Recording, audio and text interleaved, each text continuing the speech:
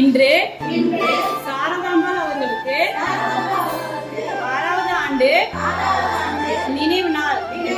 அவர்கள் ஆத்மா சாந்தி அடைய பிரார்த்திக்கிறோம்.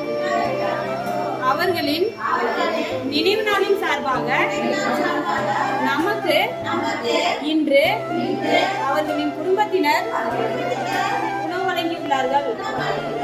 உணவு வழங்கியதற்கு மிக்க நன்றி.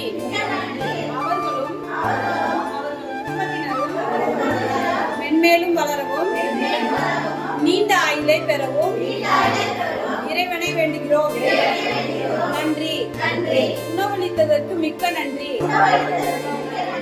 அவர்கள் ஆத்மா சாந்தியடைய 2 நிமிஷம் ப்ரேயர் பண்ணிக்கங்க.